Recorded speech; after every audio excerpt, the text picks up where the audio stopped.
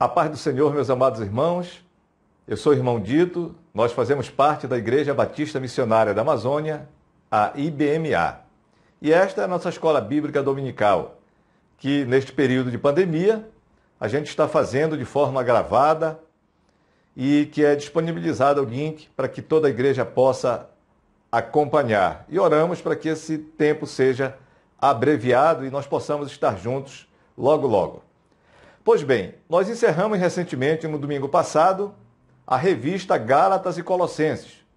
E hoje nós começamos uma nova revista. É a revista Tessalonicenses, Visão de uma Igreja Local.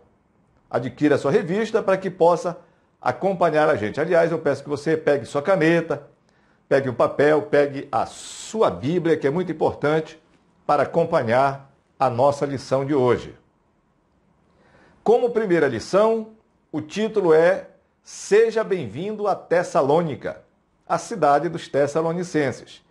Sendo a lição 1, é uma lição com um panorama geral das duas cartas de Paulo aos Tessalonicenses. Então, nós damos uma visão geral, como fazemos em toda a primeira lição de cada revista que se inicia. Então, hoje nós estamos iniciando essa nova revista dos Tessalonicenses. A primeira lição é Seja bem-vindo a Tessalônica. Nós vamos dar um panorama geral a respeito disso. Bom, Seja bem-vindo a Tessalônica é a nossa primeira lição. Temos como texto básico Atos, capítulo 17, do verso 1 ao verso 19. Mas você pode me perguntar, por que isso? Se nós vamos estudar Tessalonicenses, e por que o texto básico está em Atos, capítulo 17? Eu vou explicar já já para você, porque eu vou falar do versículo-chave, que também não está em Tessalonicenses, nem na primeira nem na segunda carta, mas em Mateus, capítulo 16, verso 18. Bom, o texto básico ele está em Atos, porque, como você sabe, o livro de Atos, escrito pelo evangelista Lucas, ele conta a história da igreja. E Tessalônica faz parte dessa história. E por isso, o registro do início da igreja em Tessalônica está registrado em Atos, no capítulo 17. A carta de 1ª e 2ª Tessalonicenses é que Paulo já enviou para essa igreja, mas a história dela está em Atos. E por que o verso-chave é Mateus 16, 18? Porque ele fala da igreja. Diz assim, acompanhe comigo, Mateus 16, 18. A parte B, sobre esta pedra edificarei a minha igreja, e as portas do inferno não prevalecerão contra ela. Que glória! Então é esse o nosso verso-chave. E se eu dissesse que poderia ter um versículo-chave geral dos dois livros de Tessalonicenses, eu escolheria 1 Tessalonicenses 2:8, que diz assim: Assim nós, sendo-vos tão afeiçoados de boa vontade, quiséramos comunicar-vos não somente o Evangelho de Deus, mas ainda nossas próprias almas, porquanto nos eres muito queridos. Então, é o que o apóstolo Paulo diz aos Tessalonicenses. O alvo da nossa lição de hoje, nós vamos saber, primeiramente, conhecer o panorama das duas cartas de Paulo aos Tessalonicenses. Então, a primeira coisa, nós vamos conhecer o panorama geral das duas cartas. Segundo, é o alvo da lição sentir. Sentir o crer. Refletir sobre o contexto cultural e geográfico da igreja de Tessalônica e a influência que estes exercem sobre ela. Ah, mas tinha alguma influência do local, da cultura sobre essa igreja? Sim, claro. E último alvo da lição é agir, o que depende de nós. Descobrir que o estudo dessas cartas será relevante para a sua vida, para a minha vida e para a vida da nossa igreja. Então são os alvos da nossa lição. Você vê aí o mapa onde estava localizado Tessalônica. Então você vai ver, acompanhando o mapa, que está na ponta de cima. Lá em cima está rodeado com vermelho. Então lá está Tessalônica, localização em que ela ficava no mapa. E aqui você vê as imagens das ruínas do que sobrou de Tessalônica Antiga, porque no mesmo lugar existe outra Tessalônica, ou pode ser até a mesma, mas podemos dizer que é uma nova Tessalônica que existe hoje. Pois bem, quando Paulo e seus colegas visitaram a cidade de Tessalônica, por volta do ano 49 ou 50 depois de Cristo, Tessalônica já era uma cidade importante. Ela era chamada de Salônica ou Tessalonique, como os gregos gostavam de chamá-la. Hoje ela é a segunda maior cidade da Grécia. O seu porto era um terminal muito importante da Via Egnatia, a principal conexão com a travessia marítima para Roma. A Via Egnatia, ela conferia a Tessalônica um contato muito direto com a cidade de Roma, que naquela época era o centro do mundo. E as comunicações relativamente boas, que foram assim providas e utilizadas, cremos que foram providas pela providência divina, para que o evangelho pudesse penetrar em todo o Império Romano naquele tempo de Paulo. Isso a gente pode ver, Gálatas, ele tem um versículo muito bonito que diz assim, é o 4:4, que Jesus, ele veio a este mundo na plenitude do tempo. Significa dizer que o cenário todo Deus controlou para que se preparasse. Vias, estradas, uma língua que era o grego, que é utilizada praticamente universalmente. Então, essa estrada que ligava Roma a Tessalônica e outras províncias, certamente foram providências de Deus, creio assim eu. Eu posso dizer desta forma a você, seja bem-vindo a Tessalônica. É um dado importante é que Tessalônica ela é listada pela Unesco como patrimônio mundial. E existem vestígios arqueológicos, como eu já falei, vestígios substanciais do período romano de Tessalônica, particularmente alguns edifícios que foram erguidos durante o reinado de Galério. O seu nome original era Thermae, que significa fontes quentes.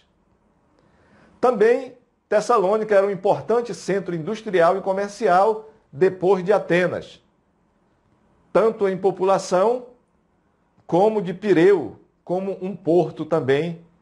E ela foi erguida no sopé, nas encostas do Monte Cortizade.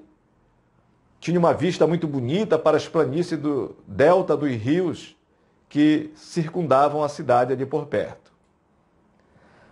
Pois bem, a primeira carta de Paulo aos Tessalonicenses é provavelmente a segunda carta que Paulo escreveu. Como que a primeira pode ser a segunda? Só para que você entenda bem. Então, Paulo escreveu diversas cartas. A primeira é conhecida como a carta aos Gálatas. Só que para os Tessalonicenses ele escreveu duas cartas, a primeira e a segunda. Então, por isso que nós estamos dizendo que a primeira carta para os Tessalonicenses provavelmente é a segunda carta escrita por Paulo. É o que se é aceito hoje. Isso antes do Concílio de Jerusalém. Lembra que o Concílio de Jerusalém está registrado aqui na Bíblia, em Atos, no capítulo 15, que a respeito de alguns casos que aconteceram na Galácia, que está na carta aos Gálatas também, que os judaizantes perturbavam a igreja para que as pessoas se tornassem judeus para depois receberem Jesus. Ou as duas coisas. Você poderia crer em Jesus, mas tinha que crer nas obras e alguns preceitos do Antigo Testamento. Mas essa carta foi escrita, então, antes desse concílio. Bom, quando Paulo e seus colegas visitaram a cidade de Tessalônica, eu já falei por volta do ano 49 e 50 depois de Cristo, Tessalônica já era uma cidade bem importante. E a primeira carta aos Tessalonicenses, ela cobre uma ampla gama de temas e tem 5 capítulos, que são capítulos bem curtos. Mas você vai encontrar lá sobre eleição, sobre amizade, sobre Satanás, sexo, amor, trabalho, morte, citando apenas alguns. No entanto, se você for observar direito, o tema mais dominante é o fim dos tempos. Especificamente, a segunda vinda de Jesus. Como seu povo redimido, nós cristãos devemos viver vidas de santidade, vidas de amor, à medida que antecipamos esse dia final, que certamente virá. A volta de Cristo, ela vai fechar e completar todas as promessas de Deus, incluindo o julgamento por seus inimigos e a salvação por seus ex-inimigos. Aqueles que se tornaram seu povo, seus amigos, a sua noiva, que é a igreja. Não importa se seja falecido, como diz 1 Tessalonicenses 4, de 13 a 18, é uma parte da Tessalonicenses que eu gosto muito, depois nós vamos passar por lá rapidamente, ou se esteja vivo, como diz em 1 Tessalonicenses 5, de 1 a 11. O importante é que qualquer um que tenha fé e que abraçou a fé no Rei Jesus está eternamente seguro, não importa se vivo, não importa se morto. Curiosamente, o título Senhor Jesus, ele aparece 11 vezes ao longo da carta de 1 Tessalonicenses, dentro dos seus 5 capítulos, mais do que em qualquer outro lugar do Novo Testamento, com exceção. A 2 Tessalonicenses, Senhor Jesus, aparece 12 vezes. E em 1 Coríntios, aparece 11 vezes. Então veja que o tema Jesus era o tema que se ocupava o apóstolo Paulo. Bem-vindo a Tessalonicenses, seja bem-vindo na nossa primeira lição. Ela está dividida em 5 sessões.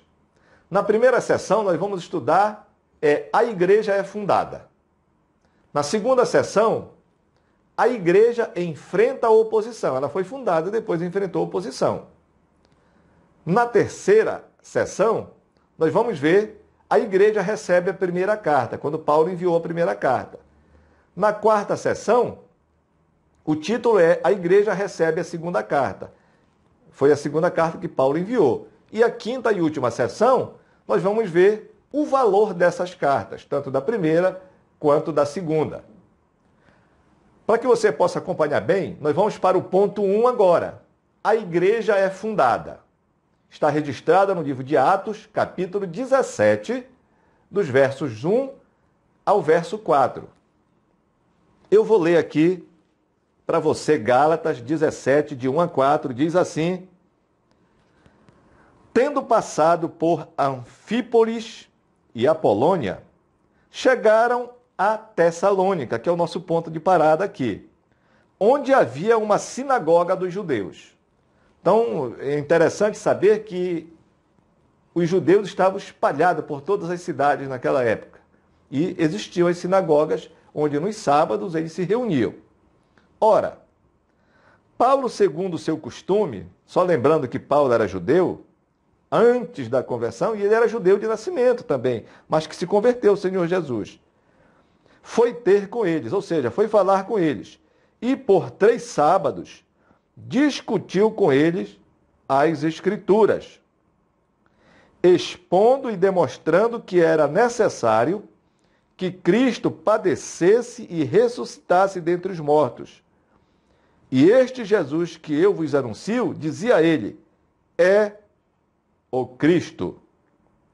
E alguns deles ficaram persuadidos e aderiram a Paulo e Silas, bem como grande multidão de gregos devotos e não poucas mulheres de posição. Então esse é o relato aqui em Atos, capítulo 17, de 1 a 4. Quem escreveu o livro de Atos foi Lucas, o evangelista, e ele relata como a cidade veio a ser evangelizada. É o que está escrito aqui, nós acabamos de ver. Foi durante a segunda viagem missionária de Paulo, que aconteceu, como eu já citei, logo depois do concílio de Jerusalém, que está em Atos capítulo 15. Silas acompanhou Paulo na viagem, que foi até Listra.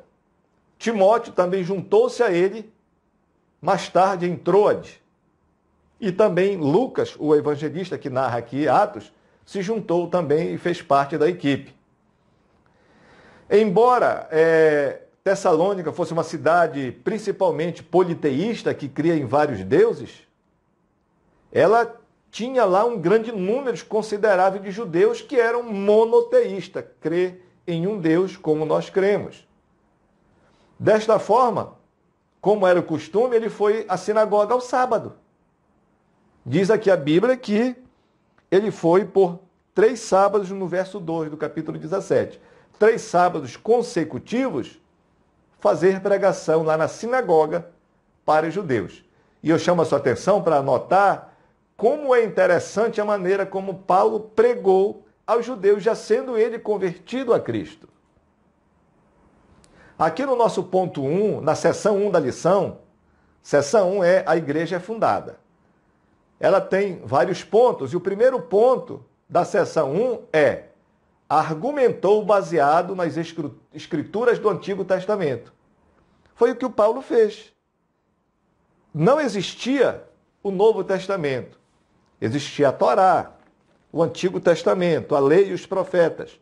E Paulo se valeu disso para pregar na sinagoga aos judeus. E como era a pregação de Paulo, que eu chamei a atenção para você? Certamente foi uma pregação que nós podemos dizer que era uma pregação evangelística. Então Paulo sabia da grande autoridade que as Escrituras têm. E por isso ele não usou de argumentos humanos, argumentos ilustrativos da literatura ou argumentos da filosofia. Paulo usou o que nós temos de mais precioso aqui, a palavra de Deus. Foi isso que ele usou. Mas usou o Antigo Testamento. O Novo, ele estava fazendo parte naquela hora da sua escrita. Talvez o apóstolo Paulo, a gente fique imaginando aqui, que dos diversos textos que ele usou do Antigo Testamento, ele citou antigas profecias. Talvez ele foi lá em Gênesis, no capítulo 49, no verso 10, quando Jacó, no finalzinho do livro de Gênesis, está abençoando os filhos de José, abençoando José, e ele fala a respeito da promessa da vinda de Jesus, da vinda do Messias. Gênesis 49, 10. Talvez ele usou Isaías 40, de 1 a 10, para falar também da vinda do Messias. Isaías também, 53, que ele descreve o sofrimento de Jesus. Daniel 9, 24 a 27, descrevendo o que vai acontecer nos fins dos tempos. E Miqueias 5, 6, também da grande promessa da vinda do Messias. Aí você pode ficar perguntando, mas por que Paulo usou esses textos? Porque, veja bem, a pregação de Paulo ela consistia em falar de Jesus. E o Antigo Testamento, como nós estudamos lá em Gálatas, Colossenses, ele descreve Jesus como sombras daquilo que havia de vir. E Jesus já veio, glória a Deus por isso, aleluia. Então o apóstolo Paulo ele recorre a esses textos do Antigo Testamento para mostrar que essa promessa se refere a Jesus Cristo. A segunda coisa, ainda na primeira sessão, a igreja é fundada. É o ponto 2. Paulo proclamou a história de Jesus de Nazaré. Veja aqui que, se você vê o verso 3 do capítulo 17 de Atos, ele diz assim: expondo e demonstrando que era necessário que Cristo padecesse e ressuscitasse dentre os mortos. E este Jesus que vos anuncio, dizia ele, é o Cristo.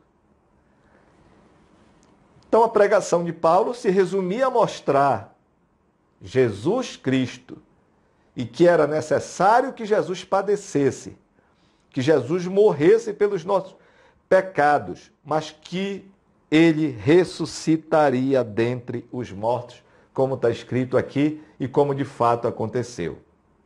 Então foi isso que Paulo proclamou na sinagoga durante aqueles 3 sábados. Ainda na seção 1, a igreja fundada, do ponto 2 ainda, e proclamou a história de Jesus, um outro fato relevante do tema que era Cristo. Então ele mostrou a necessidade desse sofrimento, ele exibiu Cristo em todos os aspectos elevado na cruz. E para fechar a sua pregação, ainda no ponto 1, tem o ponto 3 aqui da seção 1, a igreja fundada, ele relacionou dois pontos. Que dois pontos foi esse que Paulo fez uma relação? Olha só. Ele diz bem aqui no final, este, do verso 3, é Jesus que vos anuncio, dizia ele, é o Cristo. Então ele pegou todo o Antigo Testamento e foi falando aquilo para mostrar que aquilo se referia a Jesus. Ou seja, o Messias que vocês esperam já veio. Esse Messias é Jesus. Ou seja, a profecia do Antigo Testamento foi cumprida em Jesus. Porque o Jesus da história e o Messias das Escrituras, eles são a mesma pessoa. Então foi isso que Paulo fez quando pregou na sinagoga durante esses 3 sábados que ele ministrou aos judeus. Esse foi o ponto, a seção 1, a igreja é fundada.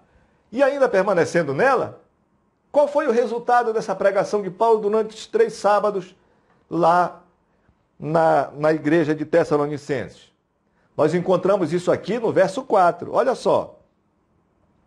E alguns deles ficaram persuadidos, deram ouvidos e aderiram a Paulo e Silas. Na verdade, receberam Jesus, mas não só eles, os judeus, bem como grande multidão de gregos, que eram os gentios, gregos devotos, que são os pagãos, e não poucas mulheres de posição. Então, o resultado foi a conversão de alguns judeus e prosélitos do judaísmo. O que é prosélito? Era alguém que não fazia parte da religião cristã e nem do judaísmo, e se convertia ao judaísmo. Eles faziam prosélitos.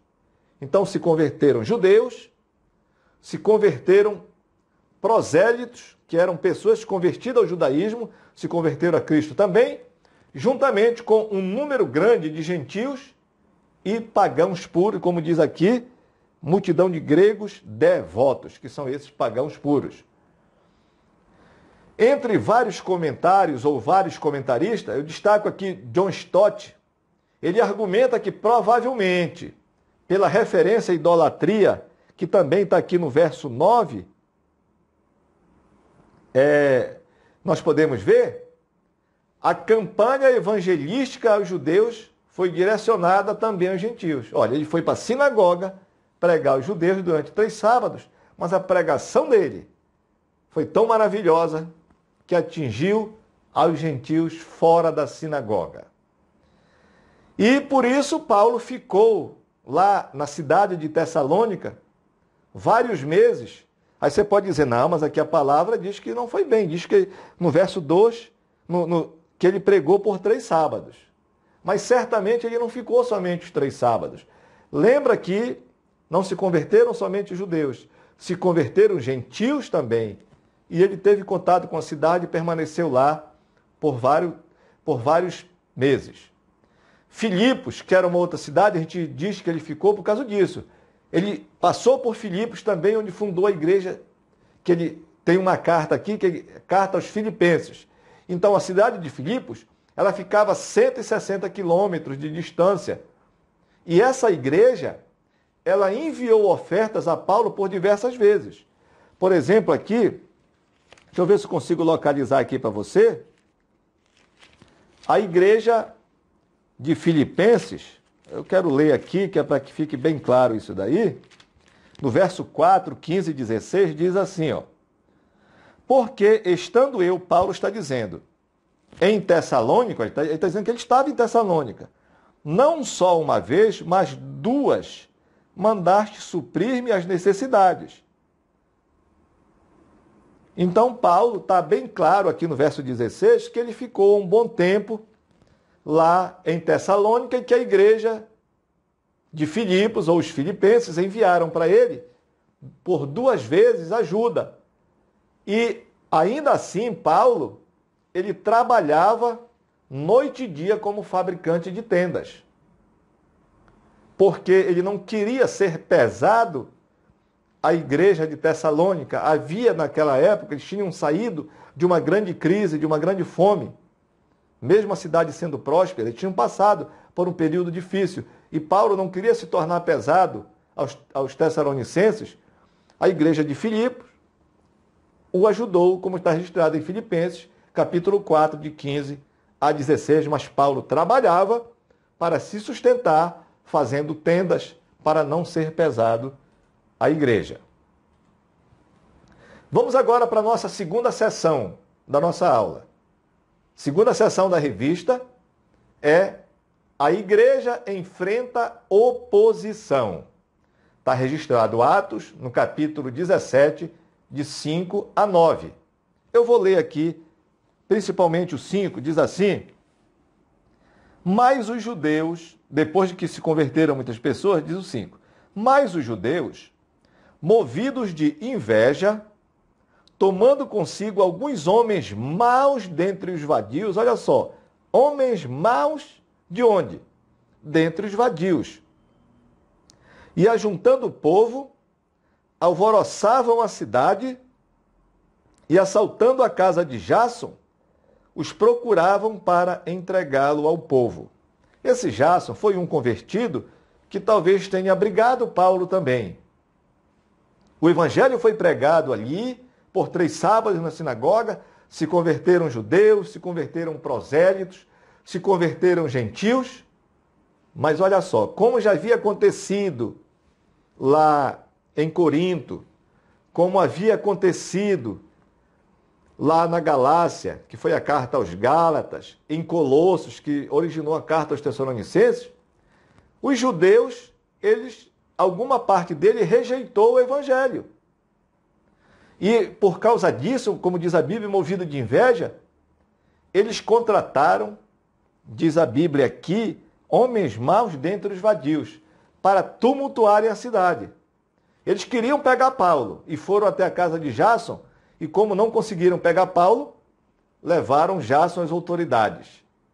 Mas fizeram lá uma cariação e os funcionários libertaram Jasson após lhe ter pago uma fiança. Naquela mesma noite, Paulo fugiu da cidade. Paulo e Silas foram expulsos da cidade e foram enviados para Bereia. Foram embora para Bereia. Então, qual era a acusação dos judeus? Se você for lendo aqui na Bíblia, você vai entender que eles diziam que Paulo estava pregando um novo rei. Estava pregando, isso era contrário à posição do imperador de Roma. Então, por isso ele teria que ser expulso. Eles não tinham outro argumento na palavra para rejeitar Paulo, então eles acusaram Paulo de estar se levantando contra o imperador. Então eles fizeram essa acusação e Paulo fugiu com Silas, foram embora para a Bereia. De certa forma, na Bereia, é uma coisa louvável dos bereanos, como a Bíblia diz, é que aquilo que Paulo pregava, eles verificavam se estava de acordo com o que estava escrito na palavra. É um cuidado que nós devemos ter, eu alerto para vocês.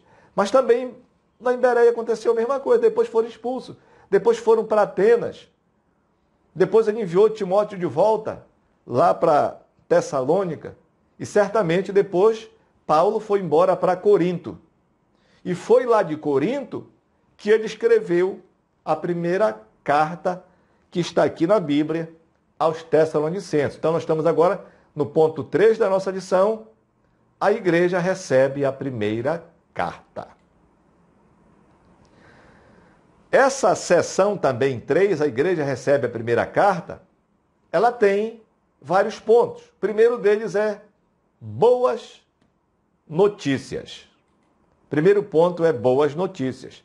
Está registrado agora no livro de Tessalonicenses, 1 Tessalonicenses, capítulo 3, dos versos de 6 a 8, que diz assim: Mas agora que Timóteo acaba de regressar do vosso meio, olha só, Timóteo tinha sido enviado de volta para Tessalônica para ver como estava lá, e voltou para encontrar com Paulo em Corinto.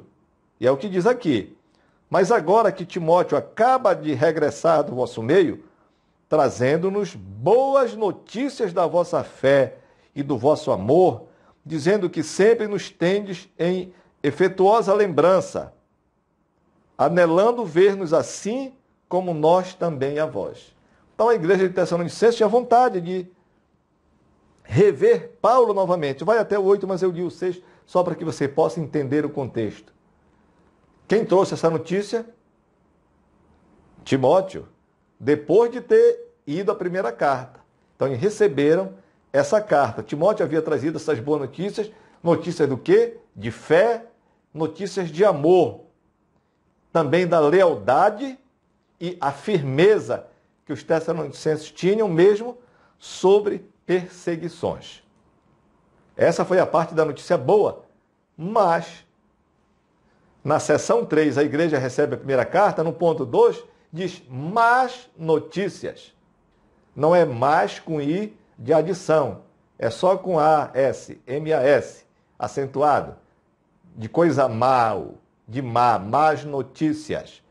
Aqui em 1 Tessalonicenses 2:2, ele diz assim: mas quando, havendo anteriormente padecido e sido maltratado em Filipos, como sabeis, tivemos a confiança que o nosso Deus, para vos falar o evangelho de Deus em meio a grande combate, ou meio a grande tribulação. Então é o que o apóstolo Paulo está dizendo para eles, que essas más notícias de tribulação, elas eram superadas com fé, e Paulo já tinha avisado eles. Portanto, Paulo, alguma dessas más notícias, ainda assim, Paulo era criticado por insinceridade e motivos impuros. Mas Paulo está dizendo aqui que ele já tinha avisado isso daí, que eles talvez sofressem. Que Paulo está dizendo no verso 3 aqui, do capítulo 2, porque nossa exortação não procede de erro nem de imundícia, nem é feita com dolo. Então era com diligência que Paulo pregava, então, ele não poderia ser criticado por insinceridade.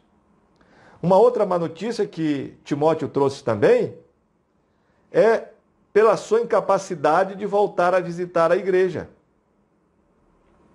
Paulo tinha vontade de visitar a igreja, mas estava difícil, não tinha condições. Aqui no 2:17, ele diz assim: nós, porém, irmãos, sendo privados de vós por algum tempo de vista, mas não de coração, tanto mais procuramos com grande desejo ver o vosso rosto. Era o desejo de Paulo ir lá. No 3:5, ele diz: por isso também, não podendo eu esperar mais, mandei saber da vossa fé, receando que o tentador vos tivesse tentado e o nosso trabalho se houvesse tornado inútil. Foi por isso que ele mandou lá visitar, porque ele tinha medo que eles tivessem já abandonado a fé. E uma outra má notícia é que estava acontecendo imoralidade sexual, financeira e um não entendimento a respeito da parousia, que é sobre a volta de Jesus. Foi daí, por causa disso, é que vai surgir a segunda carta aos Tessalonicenses. Ainda permanecemos aqui. Na seção 3, a igreja recebe a primeira carta. Agora é o ponto 3. Mas qual era o conteúdo da carta? Nós temos o ponto A, que diz a narrativa. Qual é a narrativa? 1 Tessalonicenses 1:1, ele diz assim: Paulo, Silvano, esse Silvano era o nome de Silas, e Timóteo, a igreja dos Tessalonicenses em Deus Pai e no Senhor Jesus Cristo, graça e paz vos sejam dadas. Então ele está narrando o seu bem-querer com a igreja, dando graça e dando paz. Graça é o caris, é o sentido grego.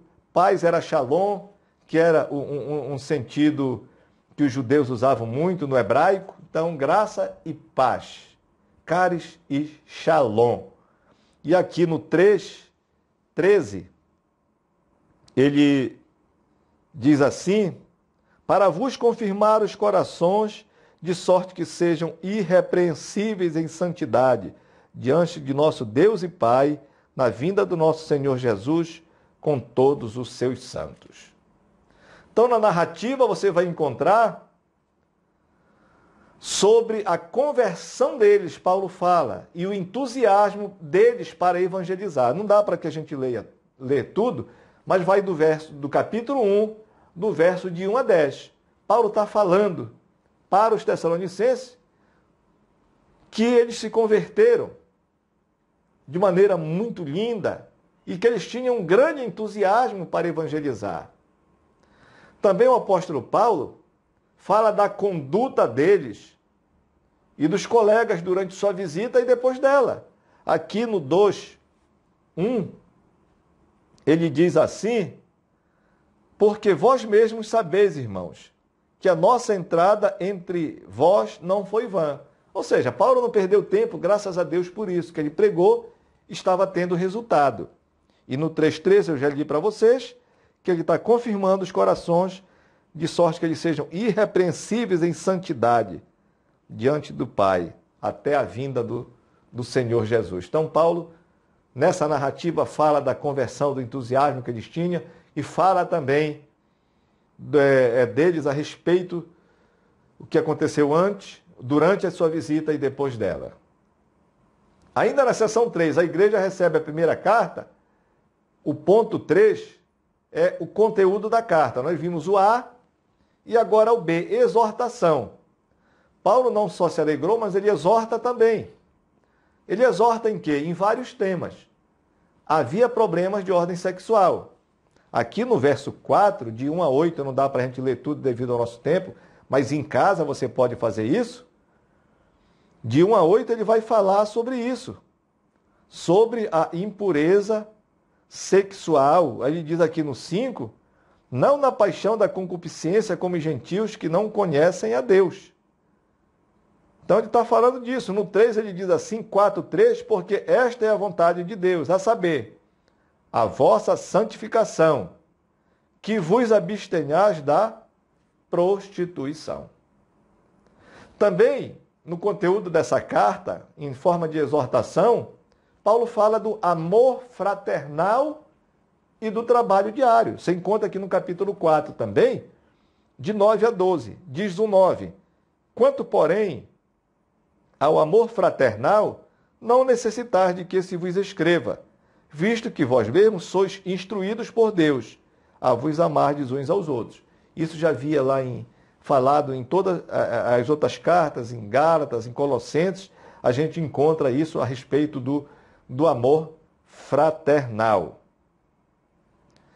E a respeito também do trabalho, ele diz o 11, e procurei viver quietos, tratar dos vossos próprios negócios e trabalhar com as vossas próprias mãos, como já vou-lo mandamos. Paulo havia instruído eles a trabalharem, a fim de que andeis dignamente para com que estão de fora, e não tenhais necessidade de coisa alguma.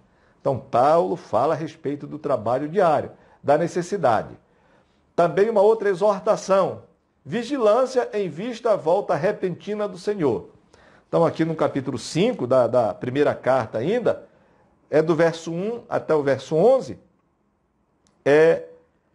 não dá para que a gente possa ler todos devido ao nosso tempo, mas Paulo diz que a gente tem que ser vigilante. Eu vou ler o 2 aqui. 5:2. Porque vós mesmos sabeis perfeitamente que o dia do Senhor virá como vem o ladrão de noite. Ou seja, pega todo mundo de surpresa. Então, por isso, a gente tem que ter essa vigilância constante na nossa vida, porque não sabemos o dia, a hora que o Senhor vem, mas certamente ele virá. E por último, a exortação é comunhão a respeito do culto na igreja. Está no capítulo 5 da primeira carta, dos versos 12 ao 28. Só vou ler o 12. Ora, rogamo-vos, irmãos, que reconheceis os que trabalham entre vós, presidem sobre vós no Senhor e vos ademoestam. Então, Paulo está falando dos líderes. Ele já falou isso em Corinto, já falou isso em Gálatas, já falou isso em Colossenses também, de honrar aqueles que presidem na igreja, aqueles que o ademoestam. Amém? Pois bem, então encerrando essa terceira sessão, fica uma pergunta para nós. Qual é o ensino de 1 Tessalonicenses para nós? O que é que a gente pode dizer? Que aqui na carta de 1 Tessalonicenses, abre-se uma janela para nos mostrar uma igreja recém-plantada no primeiro século da nossa era cristã. Que foi o que aconteceu, uma igreja bastante nova naquela época. Está descrito aqui como essa igreja começou. Qual era o ponto forte da igreja? Qual era o ponto fraco dessa igreja? Quais eram os problemas teológicos? Por exemplo, sobre a parousia eu falei aqui um pouco. Eu não estou adentrando nesses temas, porque essa é só uma lição introdutória. Depois a gente vai estudar detalhadamente isso. Então, quais eram os problemas teológicos? Problemas morais, como trabalho, problemas sexuais que nós vimos agora. E também, como aquela igreja disseminou as boas novas da salvação, que ela foi também uma igreja evangelística. Então era de fato uma igreja evangelística, ou seja, uma igreja missionária. Essa é a verdade. O que eu chamo a atenção para que a gente possa notar também é a interação da igreja e o evangelho. Preste atenção aqui, ó. O evangelho que criou a igreja. Paulo foi lá pregar na sinagoga, mas pregou também para os gentios. Então, o evangelho que Paulo pregou lá em Tessalônica originou a igreja dos Tessalonicenses. E a igreja, com posse disso, espalhou o evangelho por toda a sua religião. O evangelho também moldou essa igreja, enquanto ela lutava para viver uma vida digna da mensagem que divulgava. Isso é uma coisa importante para a nossa vida de hoje. Para que a gente seja digno de viver aquilo que a gente prega. Amém?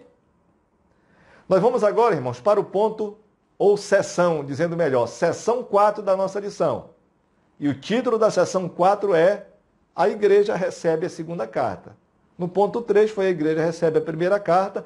Ponto 4, a Igreja Recebe a Segunda Carta.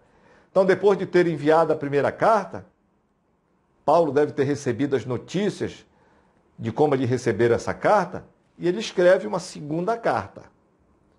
Talvez Paulo, Silas e Timóteo ainda estivessem com o apóstolo Paulo lá em Corinto, quando ele respondeu, ou quando ele recebeu, na verdade, a resposta dos Tessalonicenses referente à primeira carta.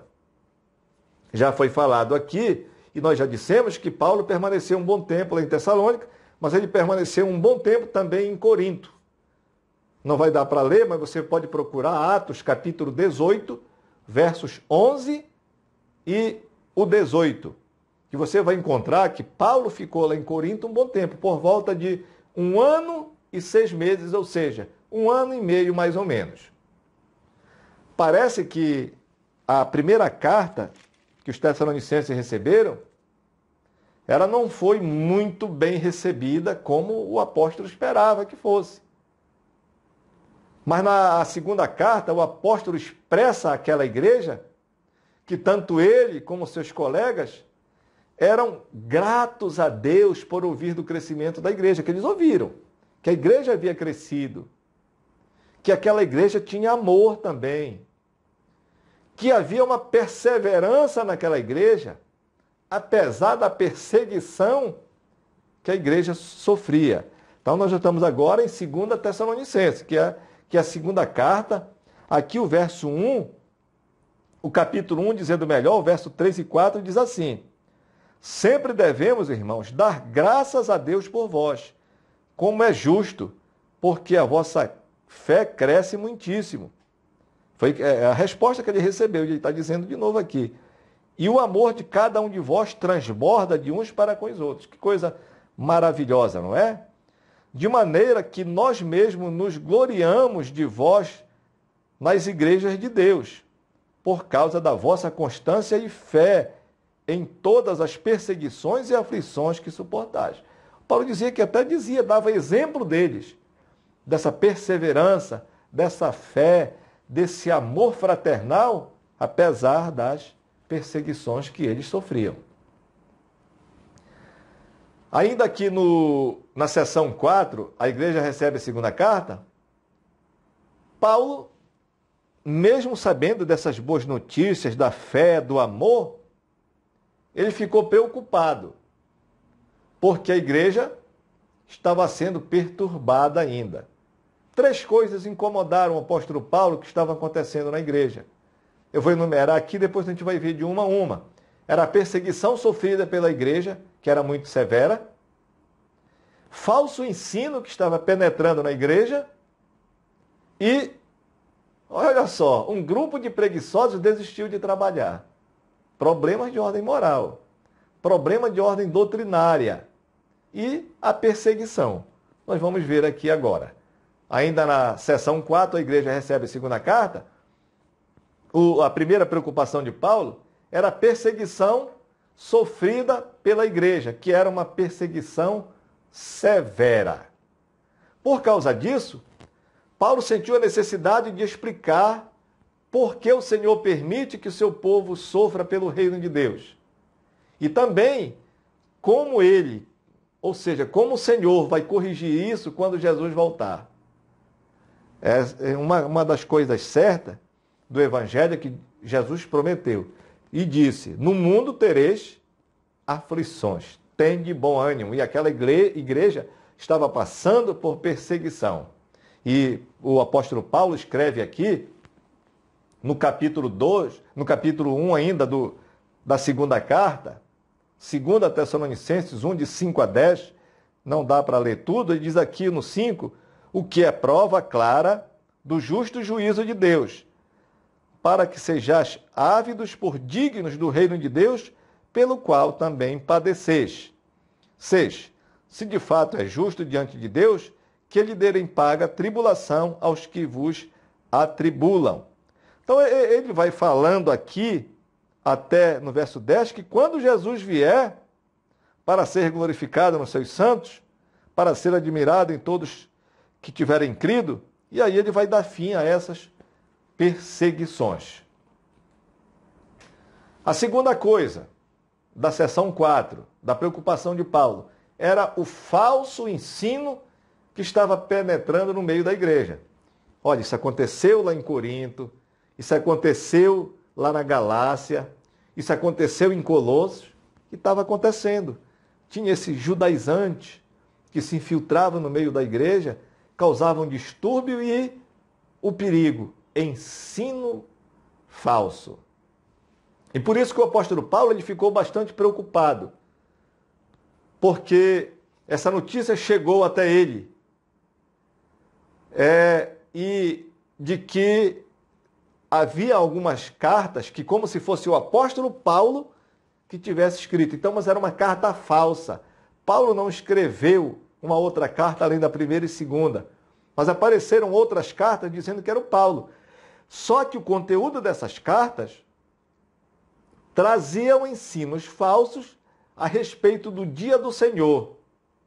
Como se o dia do Senhor já tivesse... Jesus já veio, o dia do Senhor já aconteceu. Mas Jesus veio, morreu, ressuscitou e vai voltar.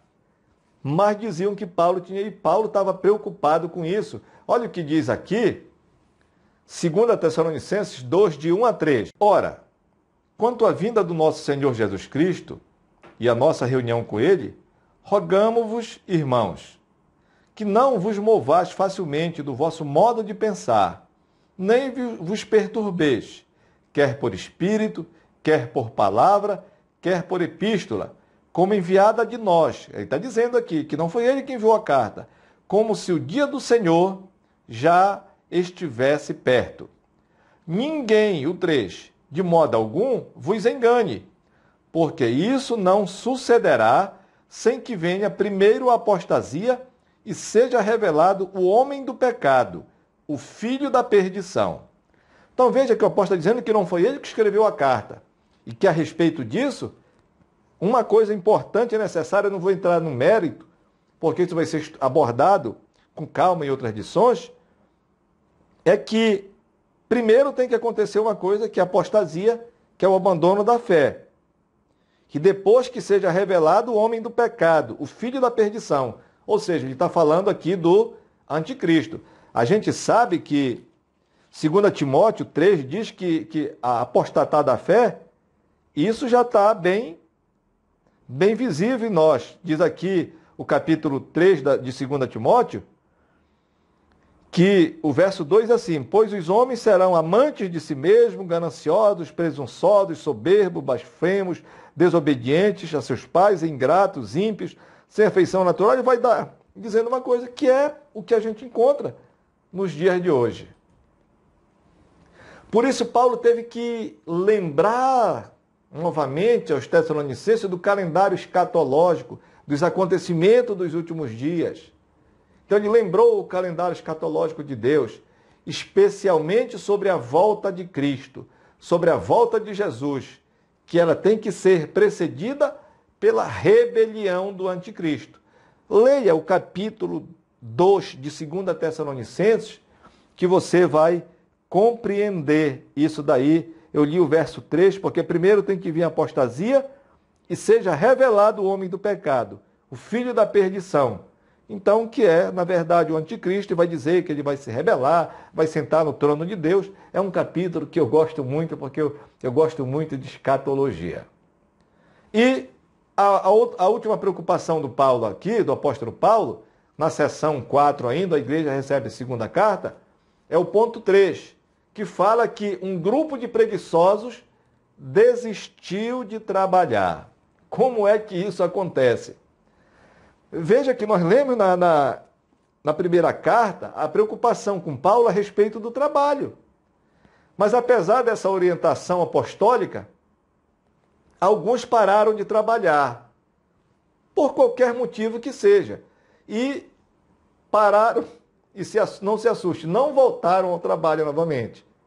E foi por isso que Paulo endereçou algumas palavras nessa carta de forma até pesada, de forma severa, como a gente encontra aqui no capítulo 3 de 2 Tessalonicenses. Só são 3 capítulos, é bem curtinho, mas um conteúdo maravilhoso. Aqui no 3, do 4 até o 12, a gente não vai poder ler tudo.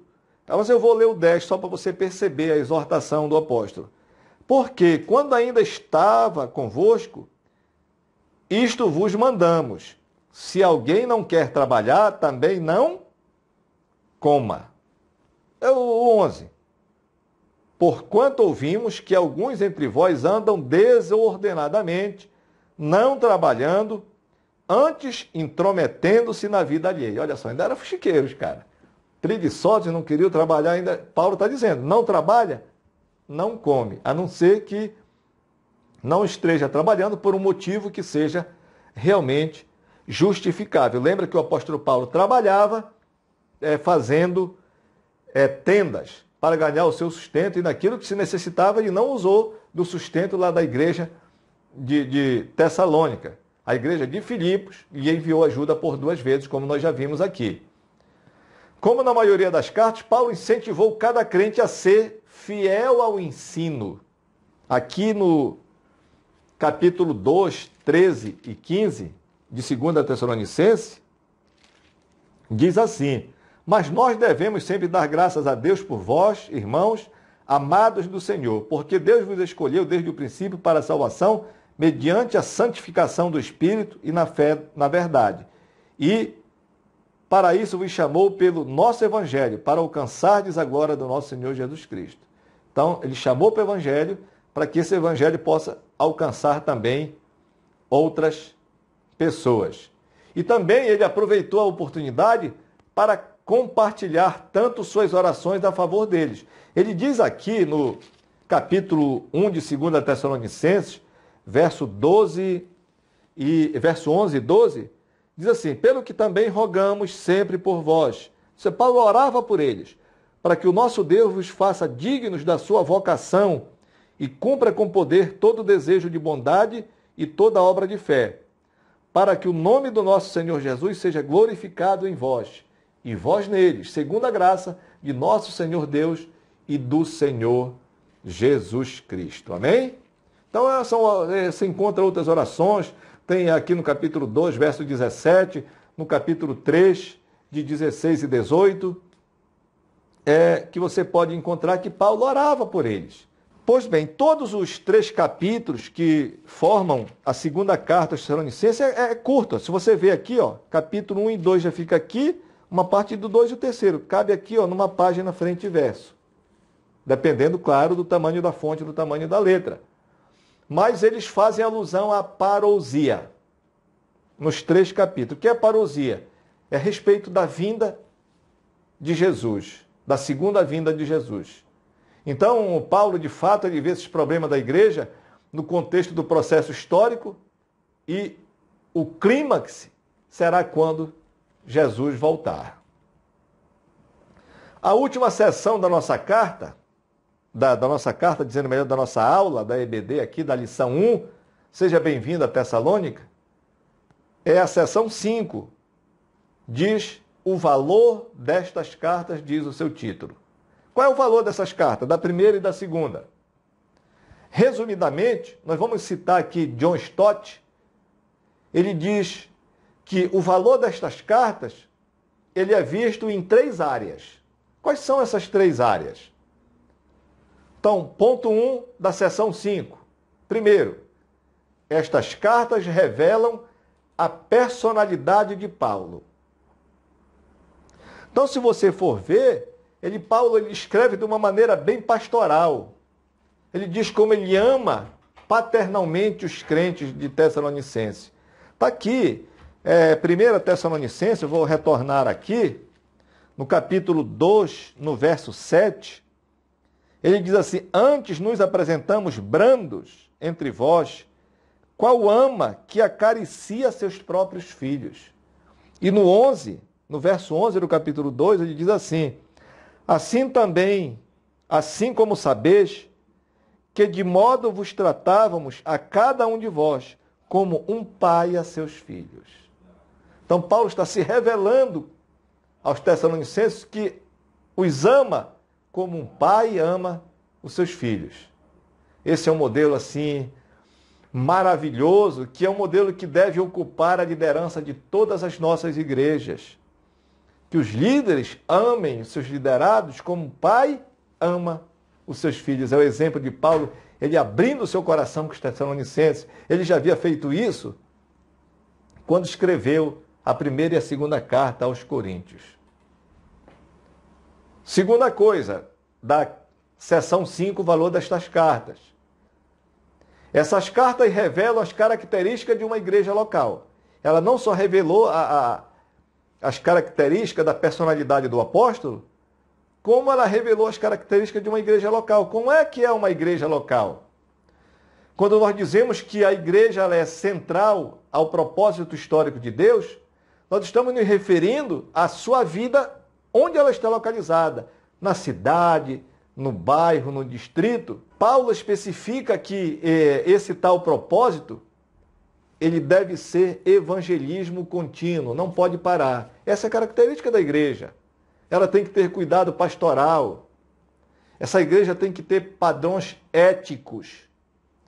Tem que ter obediência ao ensino apostólico. E também necessita de viver à luz da volta de Cristo. Nós sempre temos que dizer: Maranata, ora vem, Senhor Jesus. Mas é um desafio muito grande para nós. Nós temos que estar preparado, desejar ardentemente isso. E enquanto desejamos, nos preparamos para que, quando ele vier, possa nos encontrar no lugar certo. Ainda na seção 5, o valor destas cartas, o terceiro ponto, estas cartas revelam a natureza teológica da igreja. Ela revelou a personalidade do apóstolo, revelou sobre a igreja e agora sobre a natureza teológica, sobre o ensino da igreja. Então percebam que o apóstolo Paulo constantemente ele diz que nós temos que nos voltar para as verdades principais da fé cristã. Pregar o evangelho. O que é o evangelho? O apóstolo deixa isso bem claro nas suas cartas. É que Cristo veio, ele morreu, ele ressuscitou, mas Cristo retornará. Cristo voltará, como a gente encontra aqui no livro de Atos, logo lá no no seu início, aqui no capítulo 1, o verso 11 diz assim, quando eles viram que Jesus se despediu, que foi assunto aos céus, e apareceram os varões de branco e disseram assim: varões galileus, por que ficais olhando para o céu? Esse Jesus que dentre vós foi elevado para o céu, há de vir assim como para o céu viste ir. Ou seja, ele está dizendo que assim como você viu Jesus subir para o céu, dessa mesma forma você vai ver ele retornando. Então esse é o Evangelho. Permanecer na fé pregando que Cristo é o Messias, que Cristo veio ao mundo, o Verbo se fez carne, habitou entre nós, que ele padeceu pelos nossos pecados, que ele morreu, mas que ele ressuscitou e que ele vai voltar uma segunda vez. O que é que nós podemos concluir com a nossa lição de hoje? Chegando ao final. Estas são as verdades que estimulam evangelismo, pregar para as outras pessoas, promovem santidade, que a gente tenha uma vida digna e santa do Senhor Jesus, que possa fortalecer a nossa comunhão no amor fraternal, uns para com os outros. Você pode até pensar, mas a pandemia agora quebrou isso. De certa forma, nós podemos estar presencialmente, mas nós somos a igreja do Senhor, unidos pelo sangue de Jesus.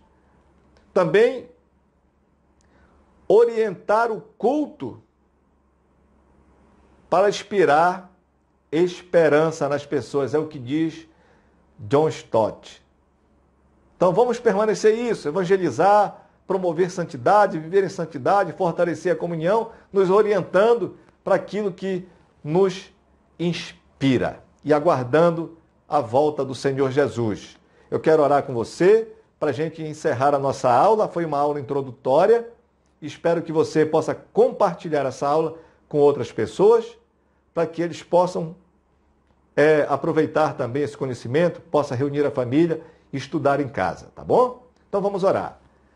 Pai bendito e amado, nós bendizemos e louvamos o teu nome, agradecemos pela tua santa palavra, que é a verdade, a tua palavra é a verdade, como o próprio Senhor nos dá testemunho.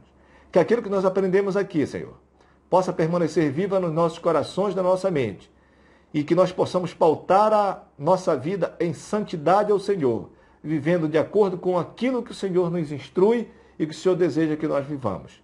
Abençoa o nosso povo, afasta todo o mal de cada casa agora. Eu oro por toda a terra, Senhor, principalmente pelos nossos irmãos. Que o Senhor afaste todo o mal, assim como o Senhor promete, que esse vírus do coronavírus desapareça da face da terra, que as pessoas que estão doentes possam ser agora curadas, possam ser restabelecidas, que não só nós, mas a terra de forma completa possa ser sarada, porque o Senhor é Deus Todo-Poderoso. O Senhor é chamado Jeová Rafá, é o Deus da cura. Todo poder, todo controle está nas mãos do Senhor. Assim nós agradecemos e pedimos o cuidado do Senhor e oramos e fazemos isso em nome de Jesus, Pai. Amém. Então, irmão, é isso. Só lembrando você, fique em casa, lave as mãos constantemente, use máscara e até a próxima aula.